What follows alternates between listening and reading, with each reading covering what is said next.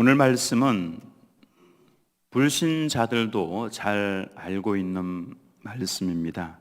솔로몬의 그 탁월한 지혜, 이 지혜는 하나님에게서 온 지혜죠.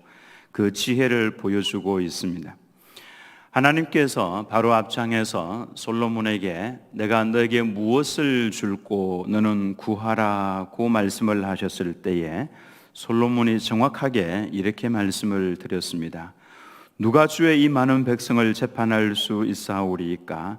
듣는 마음을 종에게 주사 주의 백성을 재판하여 선악을 분별하게 하옵소서. 듣고 잘 분별해서 재판을 잘할 수 있도록 지혜를 달라는 그와 같은 요청을 하나님께 드렸죠. 저라도 이와 같은 것을 구하면 정말로 마음이 기쁠 것 같습니다. 하나님의 마음에 얼마나 기뻤는지 모릅니다. 그래서 구하지 않은 나머지들도 내가 다 너에게 주겠노라 그렇게 말씀을 하셨죠. 그리고는 솔로몬에게 먼저 지혜를 부어 주셨습니다. 그러니까 우리가 하나님께 기도할 때 하나님께서 무엇을 기뻐하시는가, 어디에 관심을 가지고 계시는가, 하나님께서 무엇을 가장 소중하게 여기고 계시는가, 이걸 분별하는 것이 필요합니다. 그게 무엇입니까? 우리 기도할 때에 하나님의 이름이 거룩하게 되기를 기도해야 합니다. 내 삶 속에서 하나님의 이름이 땅에 떨어져 버리고 내가 밟고 지나가고 이렇게 하면 안 된다라고 하는 것입니다. 주의 이름이 거룩하게 되기를 위해서 기도하시고, 하나님의 나라가 적어도 우리가 있는 이 지역만큼이라도, 이 가정, 이 직장, 이 내가 있는 이 영향력 있는 이 자리만이라도 하나님의 나라가 이루어지기를, 또 하나님의 뜻이 하늘에서 이루어진 것처럼 여기에도 이루어지게 해달라고 기도하면은 하나님께서 얼마나 기뻐하시겠습니까? 사고가 있어도, 건강이 안 좋아져도 하나님 이 일을 통해서 하나님의 뜻이 이루어지게 해 주옵소서. 그러니까 하나님께서 기뻐하신다라고 하는 것입니다. 그러면 나머지는 구하지 않았는데 하나님께서 덤으로 막 주시는 것이 있습니다. 우리는 그런 삶을 살아가야 합니다. 그래서 여러분들의 기도회 속에 하나님의 이름이 나를 통하여서 거룩하게 해주시고, 주님의 나라가 이루어지게 도와주시고, 주님의 뜻이 내 삶을 통해서 이루어지게 해 주옵소서. 여러분 그렇게 기도하시기 바랍니다. 그러면은 잘 살펴보십시오. 내 주변에서 하나님께서 그냥 주고 싶어 하시는 그런 모습들이 눈에 보이게 될 겁니다. 그래서 누리면서 살아갈 수가 있는 것이죠. 솔로몬은 처음 시작을 할 때에 하나님께서 기뻐하시는 것을 구했습니다. 그랬더니 하나님께서 네가 구하지 않은 건 내가 다 주겠노라 그렇게 말씀을 하셨죠. 그리고 첫 번째로 하나님께서 구했던 지혜를 주셨습니다. 먼저 16절 말씀에 그때의 장기 두 여자가 왕에게 와서 그 앞에 서며 라고 기록을 하고 있으면, 원래 이 평민들의 송사는 왕에게까지 올라오지 않습니다. 마을의 장로라든지 재판관들이 판결을 내려야 되는데, 거기에서 판결을 내리지 못하고 왕에게까지 올라왔다라고 하는 것은 이 소송이 굉장히 난해한 것임을 보여주고 있는 것입니다. 한 집에서 여인이 둘밖에 없는 상황에서 물증도 없고 증인도 없습니다. 딱 두 여인의 자기 주장만 있을 뿐입니다. 어떤 증거도 없고 이 사람 말이 맞다, 이 사람 말이 맞다, 어떻게 판결을 내릴 수 있는 상황이 아닙니다.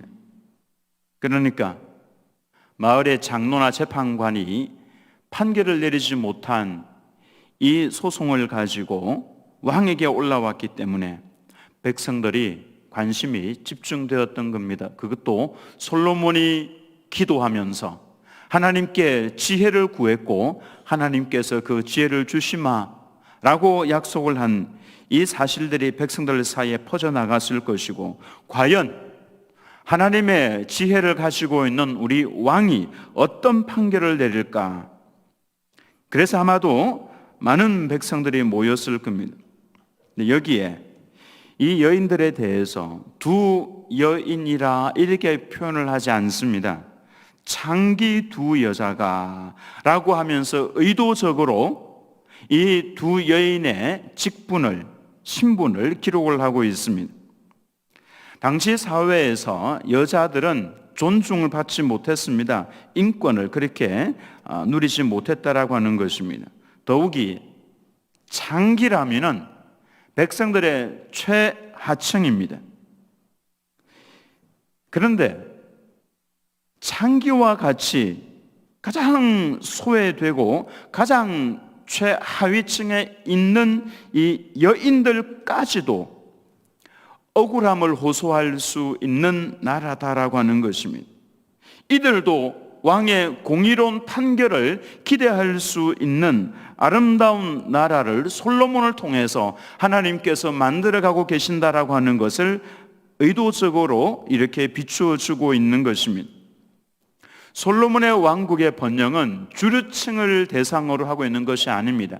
전체 백성, 최하층 백성들에게까지 하나님의 섬세한 돌보심이 퍼져나가고 있다라고 하는 것을 이 두 창기를 통해서 보여주고 있는 것이죠. 이러한 솔로몬 왕의 모습은 모든 약한 자들과 억울한 사람들과 죄인들의 친구가 되어주셨던 예수님의 모습을 보여주고 있는 겁니다. 즉 솔로몬은 예수님을 예표하고 있습니다. 근데 이름도 그렇습니다. 솔로몬과 같은 의미가 살렘입니다. 이 살렘과 같은 또 단어가 샬롬입니다. 샬롬의 의미가 평안이고 평강이죠. 그러니까 솔로몬 왕 그러면은 평강의 왕이다라고 말을 할 수 있는 것이죠. 평강의 왕, 즉 예수 그리스도를 말씀을 하고 있는 겁니다. 성경에서 평강 그러면은 무엇과 직결이 되냐면은 말씀과 연결이 됩니다. 평강, 즉 말씀을 듣고 말씀에 근거해서 내 삶이 바뀌어지면은 거기에는 평강이 있는 것입니다. 그래서 가장 평강스러운 사람, 평안을 누리는 사람이 누구인가? 어떤 기적 가운데에서 하나님을 경험하는 것도 물론 포함이 되겠지만은 성경에서 말씀을 하고 있는 평안이라고 하는 것은 하나님의 말씀을 듣고 말씀을 사모하고 이 말씀 속에서 주님을 만나고 말씀으로 인해서 내 삶이 올바르게 되어져 가는, 여기가 바로 평안이 있다라고 말씀을 합니다. 그래서 솔로몬은 어떤 사람인가? 솔로몬의 입에서 나오는 지혜로운 말씀을 듣기 위해서 수많은 나라 원근 각처에서 모여들었죠. 즉 말씀으로 먹이는 사람, 평강의 사람이라고 할 수 있습니다. 예수님께서 이 땅에 오셔서 하셨던 방식이 바로 말씀을 먹이면서 말씀을 통해서 사람들을 변화시켜 가셨던 것이죠. 그래서 예수님을 가리켜서 평강의 왕이다라고 하는 것입니다. 즉 구약 시대에 이와 같은 예수님의 모습을 잘 보여준 사람이 바로 솔로몬이다라고 하는 것입니다.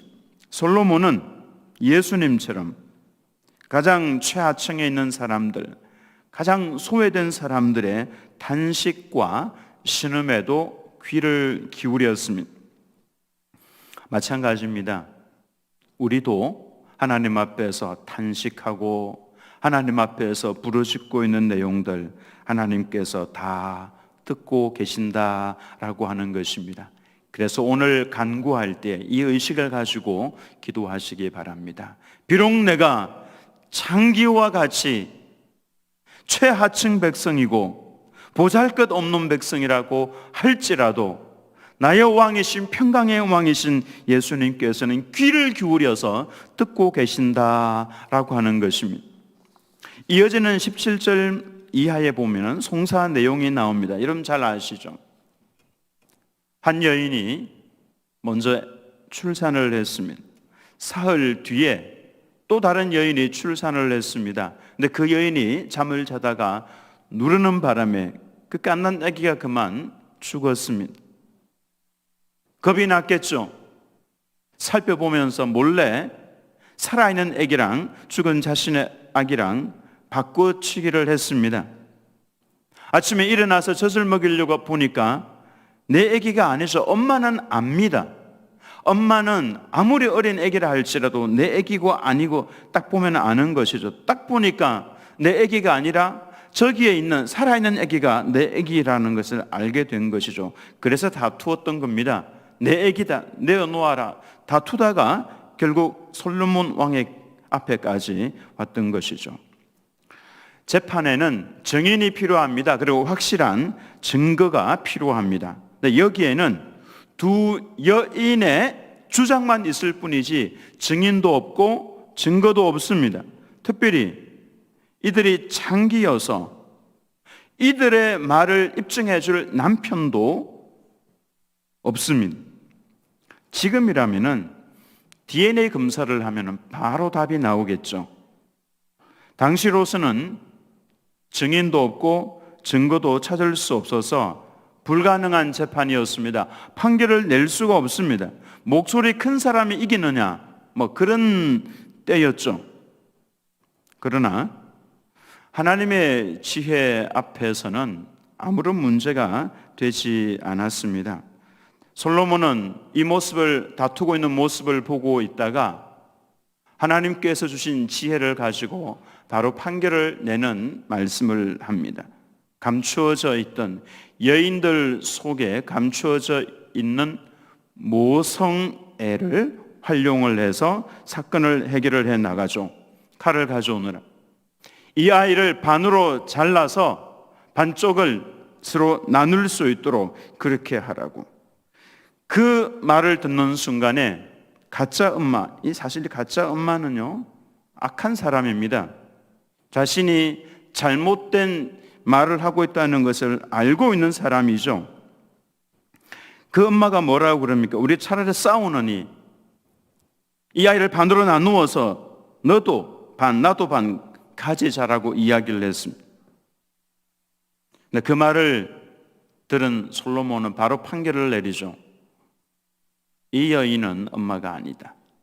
왜냐하면 정상적인 엄마라면 그렇게 못합니다. 진짜 엄마가 그러죠. 아기를 살려서 저 여인에게 주십시오. 자기의 것을 포기합니다. 친모임을 증거하고 있는 것이죠.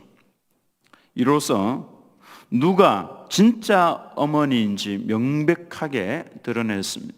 하나님의 지혜였습니다. 하나님 지혜 앞에서는 어떤 것도 감출 수가 없는 것입니다. 여러분, 이 두 여인을 보면서 무슨 생각이 듭니까?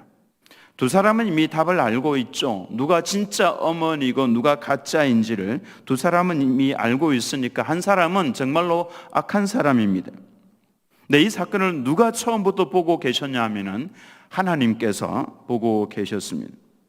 그래서 사람이 아무리 숨기려고 해도 감출 수 없는 겁니다. 하나님께서는 드러낼 수 있는 수많은 방법들을 가지고 계시는데 그 중에 하나를 솔로몬에게 지혜로 넣어주셨던 겁니다.